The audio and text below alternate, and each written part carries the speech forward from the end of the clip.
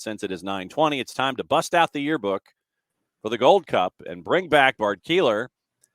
Is that a Galatasaray-ish kind of a? Yeah, I played for Galatasaray in the ATL Champions League this year for Soccer in the Streets.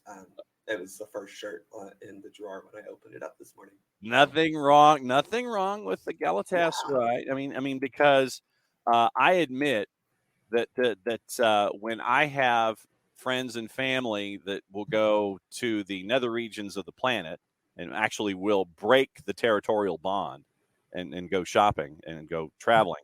Hey, go get me something. Go get me something. We had some friends who went to Turkey and they actually went into the shops and the malls and things, and they got me a Wesley Sneijder Galatasaray. Oh wow! So I was like, yeah, cool. And they have no clue about soccer. They're just like, we want soccer. We want something soccer for a friend of ours back home, and so they were directed to this stack, and they it's like here, and so they're like, okay, cool, fine. So yeah, a Wesley Sneijder Galatasaray jersey is hanging in the stacks. Well, that's cool. Here at Office HD. Bart is back for back-to-back days because we have brought him back to bust out the. Were you a yearbook guy when you were in high school? Did you buy the yearbook? I have they're in my parents' house, but yeah, I had all the yearbooks. I also may have been featured in a superlatives spread for my senior year.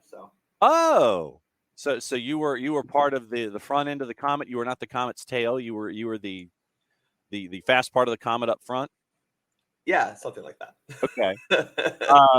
So what we wanted to do, because we now know the final two, and I guess we can start, and if you wish to blend your senior superlatives for the Gold Cup into the matches from last night, feel free. Once again, United States goes 120 minutes. You could tell they were gassed, especially in PKs. I mean, Ferreira's legs, he was hurting at the end of the extra 30 and had to be stretchered off. And then he comes back and he's lead off in PKs, and it showed. And goes to PKs. U.S. loses. They don't get to the final, and they will be chasing after third now with the result that happened last night. Yeah, I was obviously disappointed with the result. I think the overall performance wasn't fantastic, but when you look at the fact that this is Panama's best team with a coach who's been there for a while, and they're playing really well in this tournament, I can stomach it a little more. I don't want to say this doesn't matter, because the Gold Cup does matter. It's your confederational championship. But this U.S. team was not built or set up to win the Gold Cup. And it's evidenced by the fact that you had an interim manager leading a team of guys who were third, fourth, other than Matt Turner, not really a first choice guy. I mean, I think Turner, Robinson are the only two guys on this roster who would be considered in your first 23 that you would call up. And, many on U.S. Twitter would even argue that Robinson's not in that. I think they're wrong. But it wasn't a roster meant to win a Gold Cup. I think it's a testament to that 2021 team that did end up winning it, despite being, again, very tertiary, if you will. There you go. There's the third word. Yeah, there's your word for the day. I don't know what the fourth level of that is, but I could only think to tertiary. So it's fine. And yeah, I mean, look, I was hoping that it was going to be a Panama-Jamaica final. I think that would have been incredibly fun for everyone involved. But Panama making the final, great for them. You saw how much it meant. And they have played very well throughout this tournament. Probably deserve to be in that final. And everyone in the Twitch pitch is lining up, knowing that you plan on having a discussion about Christian Roldan. Oh, by the way, what's the mug this morning? Oh, we've got Cher. Okay. Of course, I needed something happy after last night. Yeah, there you go. So since you can put Cher down and discuss Christian Roldan. Okay, well, let me first get to a couple of things that I'm seeing in the Twitch pitch. Airborne DJ, yes, You have a third place match. This is not new for the Gold Cup. This is how it's always been. Again, it's one more way to CONCACAF gets money. Michael Head, the Gold Cup is still around because it's still the championship. Why is the Euro still around when they have a Nations League? There's your answer. The Gold Cup is still the confederational tournament, whereas Nations League is a very different type of competition. The Nations League and Gold Cup, unfortunately, were run together in 2021 because of this thing called COVID, which did exist, despite what some people try to say. And unfortunately, that pushed the Gold Cup and the Nations League into the same summer in 2021. Then we had this thing called a Blood Money World Cup in November, and that pushed Nations League windows back as well. Had the World Cup, been in the summer of 2022, Nations League probably would have been in earlier this year sometime. I don't know exactly when, probably March or April, probably April, that window. Next year, 2024, we have another Nations League because CONCACAF loves them a competition. They love them some money too. And that'll be in March 2024. So hopefully we don't really have this issue again where we're looking at, Canada had to do it. Mexico did it to an extent. Panama didn't. Again, Panama doesn't really have the depth. But I think the blessing is that we see that we have a lot of soccer players in the United States who are decent enough at the international level. Now, I don't think anyone on this team outside of Matt Turner really did themselves any favors when it comes to convincing anyone that they deserve to play in that A squad full time. But the fact that we were able to trot out C, D choice players, 4 of the 11 starters last night were Olympic eligible. That's not the worst thing possible. Matt Turner, you mentioned Matt Turner, Michele Giannone. Matt Turner post-match tells Giannone that he takes the blame for the goal. Over and over again, you see why he's the captain and absolute leader. And Michele says, spoiler alert, it wasn't his fault. It was in the sense that, yes, once every other person on the field screwed up. Yeah. Matt probably could have done better, and that's what he's thinking of. And as a goalkeeper, that's what you're always thinking. But, I've had plenty of 1v1 scored on me, and I go, man, I could have saved that. And the reality is you probably shouldn't have been in a one-on-one situation, and Matt shouldn't have been in a situation where he had to go 10 yards outside of his box to challenge for a ball against a very fast Panamanian attacker. So it's good leadership from Matt. I think Matt has actually proven to be a very good leader, not just on this team, but overall in the squad. And I think he's a guy that a lot of players respect, which is good. I think you need that from your goalkeeper. Goalkeepers can very much be leaders in teams. Obviously, we see that here in Atlanta with Brad Guzan. But, I think for me, this was a good experience for Matt to kind of get a little bit of swagger. I think that's something that he's lacked in his game is the outward confidence that a lot of goalkeepers have. And I'm hoping he takes that back with him as he goes to Arsenal and projects confidence a little bit more. Getting into the numbers that we always like to do, courtesy of our friends at Soccer America. Once again, this time responsible for the numbers is Arlo Moore Bloom. A lot of stuff in the middle. Matt Turner got a 6. We've talked about Matt. Defenders, Brian Reynolds, Miles Robinson got 4s. Aaron Long, DeJuan Jones got 5s. I think that's harsh. I think, again, you take into context, Panama was pretty good. Reynolds did not have a good game. I will fully admit that.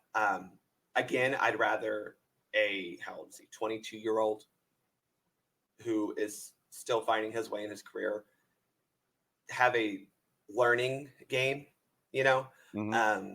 I thought Miles personally was dealing with a lot of the cleanup duties from Reynolds, Long, and Miazga. DeAndre Yedlin. Busio to an extent, who, wasn't Mihailovic, those 2 attacking 8s weren't great. I don't think the back line was particularly bad, but they definitely had a lot of moments that weren't great. Here's the rationale for the numbers. It was a busy night for these four defenders who chased the ball for most of the game. Brian Reynolds was exposed one-on-one on multiple occasions, but was provided good coverage by Long and Miles. Offensively, he had one slick 1-2 that ended with his Rabona attempt that went nowhere. DeJuan Jones continues to impress defensively, but his attacking play leaves something to be desired. Long, crucial tackles early on. Robinson had some poor clearances, lucky not to be punished for them.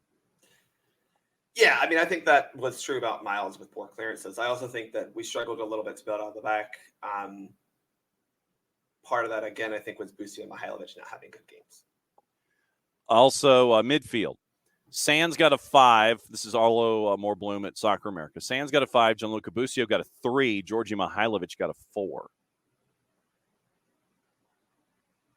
That seems kind of harsh. It's very harsh for Sands. I thought Sands was very good last night. I thought he got very tired at the end because he's played a bucket full of minutes. I mean, he played in the group match. He played 2 full 90s, and then he played 120, all 120 last match, and had to play all 120 tonight. Mainly because Aiden Morris, left camp for personal reasons and whatever that's going on. Hope Aiden's, doing okay. But I thought Sands was very good last night. I thought a 5. It was a 5 or was it a 4? Sands a 5. Georgie a 4. I guess if you consider the fact that Panama had a lot of good attacking option moments and we did concede and lose, sure, you can give them a 5. I think that's very harsh. Busio and Mihailovic were struggle buses for me last night, though. Yeah. I don't think they really helped us a whole lot. Keep Michael Head's question in the bullpen here before we, after we get through the numbers. Coco, playing 240 minutes in 72 hours has to be illegal. Yeah, that. Let's talk about that. Can we talk about that for a quick second? Because I think it colors the ratings that these players could get. Yeah, go for it. We had a whole week off, John, between the end of the group stage and the quarterfinal. Mm-hmm. That seems a little weird. And then you go Sunday, Wednesday. I feel like you either could have done a Saturday for the U.S., which, by the way, we did. The CONCACAF did play games on Saturday. Okay. Not us, right? So I think that's a little weird. Or you could have done Wednesday, Thursday semifinals. I do think the schedule wasn't set up very well. I think you could have played the quarters either on a Friday or Saturday. Instead of Saturday, Sunday. And I don't think you would have lost that much. But oh well. And also you're also looking at the TV money. You're looking at TV. Yeah, you're maximizing. You're trying to figure out when you can get your biggest audience. Yeah. You're trying to figure out what night of the week that is. And since you're a rights holder, you sit there and it's like, okay, let's do this, and this. We'll do midweek weekend. Get it all squared away. We get our audience in the midweek, traditional soccer audience. I mean, looking at it, my default is to look at it from a television perspective first and foremost, because the rights holders are the ones. Which I totally understand. I'm saying that I think you could have done Friday, Saturday, and it would have still done pretty well. No doubt. But yeah, Busio, Sands, Mihailovic both play, or that midfield has played the last 4 matches in a row. So yes, continuity was good, but I think they were all tired. Yeah. And Coco, Ferreira, and Sands were gassed. Yes, they were. Also, the numbers. Where's my thing? It's like 38 tabs open. Forwards. BV got a 4. Jesus Ferreira got a 5. Your 1990s TV action superhero Cade Cowell got a 3. A little harsh on Cade. I thought, again, he was one of the few attackers who was willing to take someone on. And to me, that gives you, he wasn't super successful, but he was attacking the back line, which is something this U.S. team has needed. Vasquez, to be fair, was not good last night. He wasn't effective and he wasn't influential, right? He didn't really create that many opportunities for us. And yeah, I think Cade probably could have given some better crosses and put him in better positions, but he didn't take his chances well at all. He had a couple chances to try to find a goal. Didn't. Ferreira was fine. I'm not going to bag too much on Ferreira. In fact, I'll defend him when we talk about taking penalty kicks because when we get to that. Yep, we will. Subs, mostly middle of the road numbers. Christian Roldan got a 3. Yedlin got a 4. Miazga Morris 5s, and because of the lack of minutes participating, incompletes or no rating for G Brand and for John Tolkien.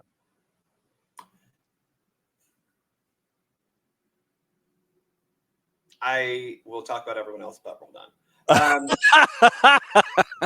Miazga actually I thought was pretty decent.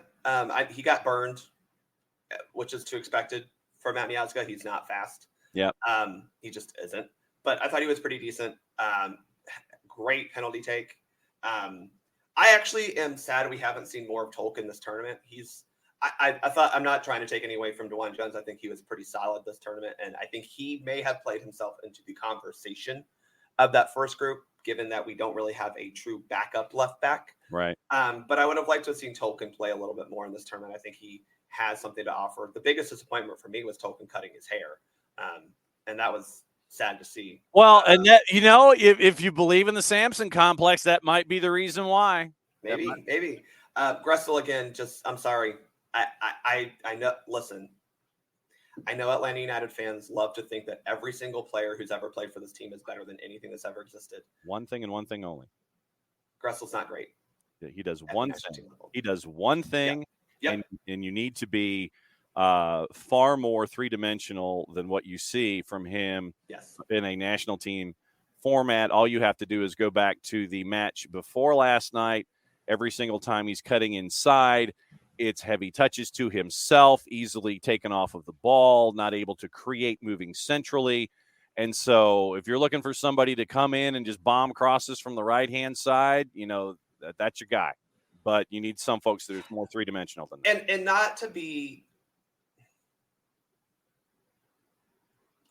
we have to be realistic and pragmatic and a little harsh when it comes to international games. Julian Gressel is 29 years old. Yep. This is a man who has developed as much as he's going to develop as a soccer player. He's not gaining any new skills. He's not going to radically become faster. That's for sure. He is who he is. He's a very good MLS player. I think that's absolutely true. But why are we investing this amount of time into Julian Gressel at 29 years old, who is very unlikely to help us in 2026 or beyond? I just don't see how he gets into the, right. When we could have brought in, I think, a guy like Nico Gioacchini, who, by the way, played in 2021 at that Gold Cup and has played very well for St. Louis this year, offers some versatility both on the wing and at striker, and has shown the ability to actually take players on 1v1 and beat them. That to me, I would have rather spent this time on a younger player who has a chance to help lift our floor a little bit rather than Gressel, who clearly is at the ceiling that he has. And for those that want to look at how Tafka has his players rated when it comes to, and Tafka's actually got a point system for merit, basically. So it is a merit-based look of how he would have things laid out. It's over on merit. Tafka's Twitter. He says he's got a score sheet for most of the player pool. A few young kids will disrupt it soon. Tried to be generous in his gradings. Gold Cup roster was, and he corrects himself from his previous gradings of C. He gave the Gold Cup roster a D-level side when it comes to the United States and its talent pool. Do you want a fun little tidbit, John? Sure. From my friend Thomas at US Keeper on Twitter. Right. Who, by the way, I think y'all should follow him. He has some of the best USMNT and US women's stats out there. The goal conceded by the USMNT in the 99th minute of extra time of the 2023 Gold Cup semifinal was the 1,000th goal the U.S. has conceded all time. Wow. Man, that's wild. Certainly, and he has records of like official competitions going. Oh, I'm sure he's got stuff that is like 9 inches thick and it's over off in corners. Yeah, I don't know. That man must be a spreadsheet wizard. That's all I'll say. Yeah. But really, I mean, that's kind of cool, right? I mean, you don't like to concede a goal, but like that's a cool tidbit. So there you go. So anybody that would like to compare and contrast their own personal thoughts with Tafka's when it comes to roster layout, A, B, C, D squads and things like that for the U.S., it's over on his Twitter at MayWJ9. So that's Tafka's layout. Michael Head with the question. He says, with all these international competitions, it makes one wonder if a club would be better off having all players at a skill level just below being called up. Someone like Lennon or Gutman, sort of a national team consideration, but not getting call-ups. What do you think? My thought is that MLS needs to get its head out of its rear end and not play during international breaks. Now, obviously, the Gold Cup is a slight, again, the issue this summer. We have Nations League and Gold Cup. That shouldn't be a problem going forward. Right. But no, this is on MLS. No other league does this. Certainly not to the extent that MLS does. And to me, this is an MLS problem, this is a league problem. They need to not schedule during the international break. They could have broken a little bit for, oh yeah, you're right, Bam, they do. Australia is weird though. But Australia, the A-League and MLS are very similar in the fact that they're newer leagues that are trying to establish the game in their country, right? So I think they have the similar challenge of trying to continue to be salient in their market, but at the same time, you got to play a little bit like the rest of the world, right? Yeah. And I would also maintain that Brooks Lennon should be getting more call-ups, and for whatever I'd reason, rather see Brooks Lennon in the Gold Cup than DeAndre Yedlin. Yes. I mean, if you want a guy who's going to run and cross balls in, I'd rather Brooks Lennon than DeAndre Yedlin. Brooks has shown to at least be able to control the first pass. Yeah.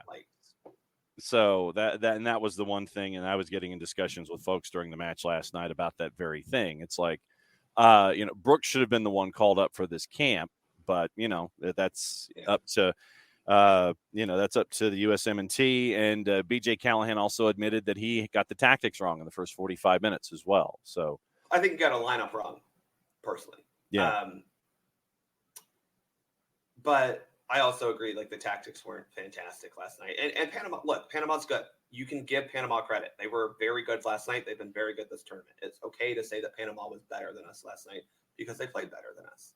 Again, if Panama's best collection of players is playing better than again, I'm going to reference my friend US Keeper because he went through and did a depth chart for the similar Tafka, A through E, right? Yeah. First 5, if you will, starting 11s, which right. The fact that these people can think of 55 players is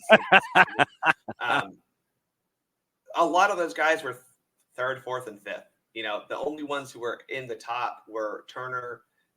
He had Turner, Miles, and Brian Reynolds in the first 2. And the only reason he had Reynolds on there is because he had Scally as a left back, right? So kind of just trying to make things work. But yeah, this was not at all anywhere close to a first choice U.S. team. Again, we're playing with an interim manager. Panama's got their best players together who have been in camp, by the way, since before the Nations League. Right. With the same coach they've had through World Cup qualifying.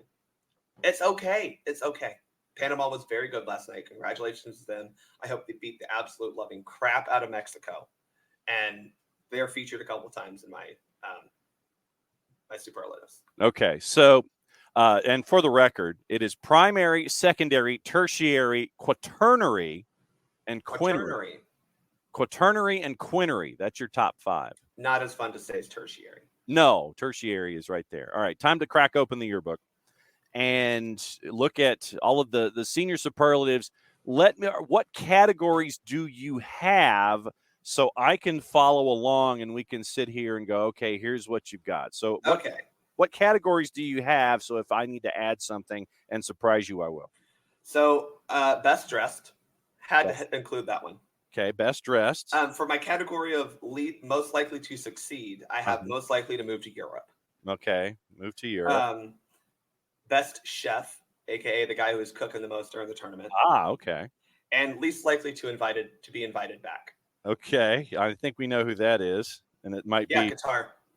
Yeah, really? Well, I mean, if Qatar Airways is paying the freight, then they're probably coming back. All right, so best dressed from the Gold Cup.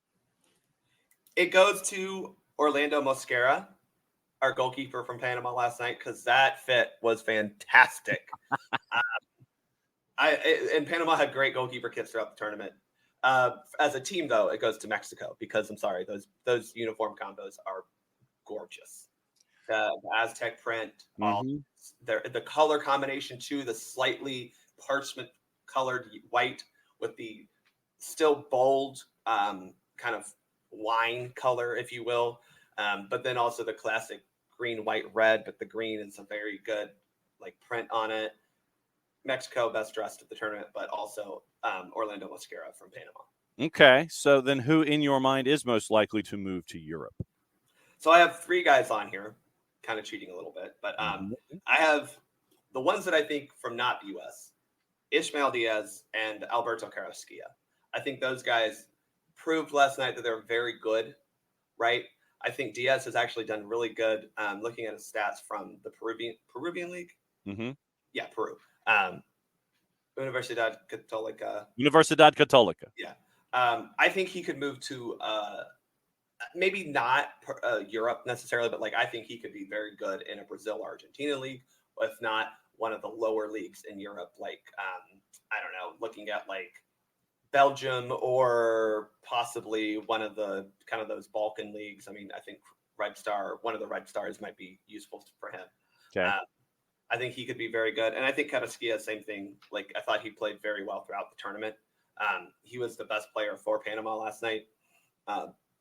And I think he really could get a move. If Houston wanted to make some money, which I'm not convinced Houston is in the business of making money, John. Right. But if they wanted to, Carrasquilla could make them some money. I mean, he's not quite as Albert Elise like level of, oh my gosh, he's that good visually.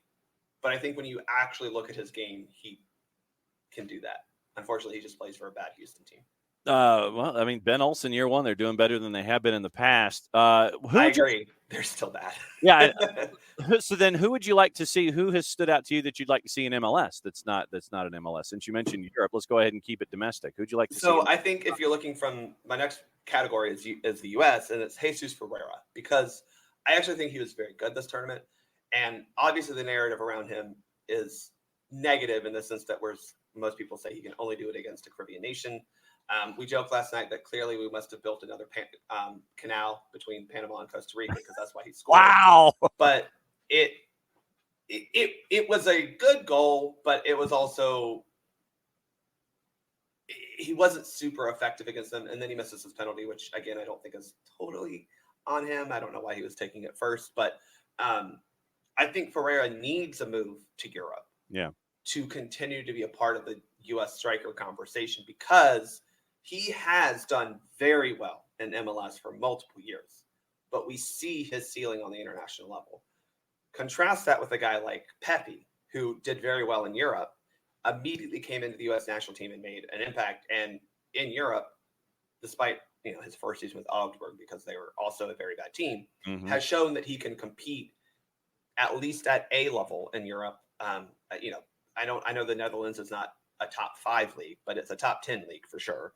And he's proven that he can score there. So I think if you're Ferreira, you need a move to like Belgium, Netherlands, Portugal, one of those 3 countries where very good league, not the top flight, but scoring there does have more weight than scoring in MLS. And I'm sorry, that's just the reality.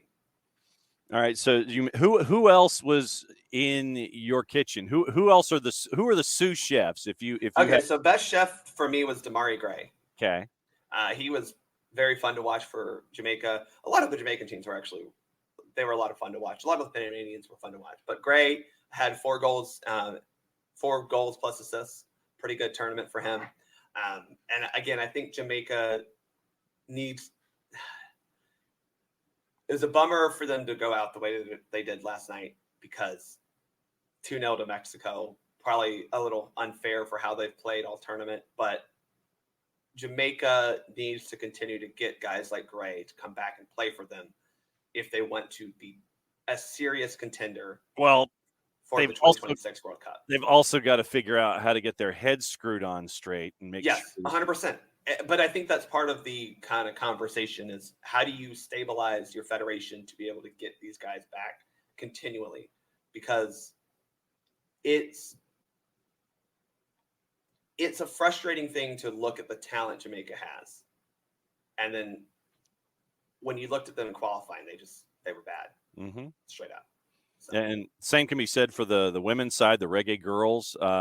For those who may have missed this first time around, we caught up with Soleil Washington, Chambly High School, Georgia Player of the Year, going to be on the roster for the Reggae Girls, and she's already a part. She's in their training, and the interview is in the archive. And so it's another team for Bart to chase after. Bunny Shaw. I don't know if I'll be able to go see. I was hoping I would, but I think they're in Oh, he's got his grid out. I do. I forgot. They're in Group F. Yeah, they're in Australia for the most of their time, so I won't be able to go watch them. But my friend Ebony, who did our podcast, she's following Jamaica, so follow her on Twitter for And Bam with a ticket update.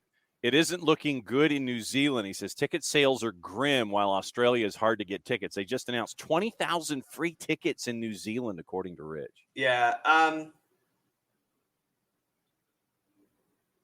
The U.S. games are sold out. Yes. I don't mean this disparagingly against New Zealand because I'm very excited to go there, but clearly it's not a very populated nation. And it's not like it borders necessarily Australia, right? Mm-hmm. This isn't Belgium, Netherlands, where you can be like, well, a small nation like Belgium has other big nations around them. The problem is legitimately like Australia is a largely populated country. New Zealand is not. And it's not like you just drive on over to New Zealand and get there. You know, it is a significantly long flight from what I've learned. So, yeah, Bam, I think Australia, but I think that's why New Zealand was tacked on, though, is to give Oceania a World Cup, right? Yeah. Otherwise, they're just not getting it. I'm excited to visit the stadiums. I'm really excited to go visit the stadium in Auckland. I was hoping that I could go to Christchurch, but I don't think that's going to happen. But I'm really excited to go visit Eden Park in Auckland. Yeah. It's unfortunate, but I'm not. There are definite reasons. Listen, it's not like it was like sellouts everywhere in France either. So, all right. So now let's see, just to right now, and Bam. I'm going. I'll be in Wellington for the Cake Tin. Nice. Yeah. All right. So what I've done is I've gone to one of those websites that gives you that is an overseer. It is a compositor of all of the ideas for flights and tickets and things and hotels and all of that. They are a composite element when it comes to finding appropriate flights and things like that. So I just put in a random departure date of the 27th of July. And I'm saying that I'm leaving and coming back here to SDH on the 6th of August, just to give it some space, just to enjoy the experience. From Atlanta to Wellington International Airport, WLG, for those of you who are following, as we workshop this, because Abby was mentioning the cost of how things are. And so it is hotels, and I don't want hotels. I want flights, people. I'm looking. Well, I paid about in total from Atlanta to LA to Sydney to Wellington. That's my flight path. 1,800. Okay. And that was budget shopping and also ordering months ahead. Okay. Yeah. It could get up to 2,000, probably more if you're flying Delta first, like Delta good stuff. We're not flying Delta. Yep. Who are you flying? Well, we're flying Fiji Airways from LA to Sydney. So, you know, again, we definitely went for cheaper options. But the Delta ones from LA to Sydney or LA to Wellington were expensive, 2,000 plus. So, yeah, they're expensive. You're right, Abby. Like, they're expensive. The hotels I've found aren't that expensive. So, Bam, I don't know if you could help me out here if there's Aussie rules going on during that time. But yeah, I mean, it's expensive for non-Australia, New Zealand people to get there. It's probably also expensive for like people in Asia to even get there. I mean, I'm sure that the Japan and Korea fans, it's not next door. Yeah, it looks like, according to this one aggregator, and since they're not a sponsor on the show, I ain't mention them, but they do. Their name does come from going around to something. Let's put it that way. Atlanta to Wellington, 1,700. Then there's another one, 39 hours and 2 stops, leaving Atlanta and going to Wellington. Yeah. And you're looking at like 1,700, 2,200, 2,400, and then it goes up from there. So, yeah. It ain't cheap. So that's what Bart is getting into. The tickets are relatively affordable. But again, I think when you're looking at New Zealand being a country that is not football first. Yeah. They're very much rugby first. I get that. And just quite honestly, not as populated as others that could have hosted it. But Ricky, the ticket sales still seem to be very good in total for the tournament. Yeah, Ricky says Zero, who's a partner of the World Cup, is giving away 5,000 additional tickets to games in New Zealand. So, Rich is saying, can we also say New Zealand lost out on the glamour teams? It's just the U.S. group, and that's it. I mean, I don't know. I'm going to Japan, Spain. That seems like a pretty fun matchup. That one's in Hamilton. Sounds and by the way, between me and Bam, your AFL matchup should be figured out. Trust me. Okay. I'm a late night FS2 watcher, and I watch the AFL. I definitely, if we can go, we want to go. The problem is we were looking at trying to find games last night, and they weren't like. I'll be in Sydney for like 5 total days, and I don't think any of them were in Sydney. So okay. So Bam, help a man out. All right. So who's most likely to be invited back in your yearbook?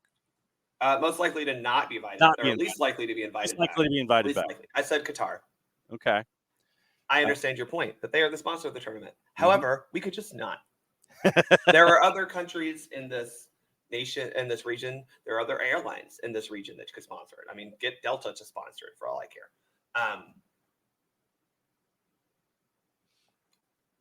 They have not proven. Qatar has proven that they put a lot of money into trying to be good for the 2022 World Cup. And we're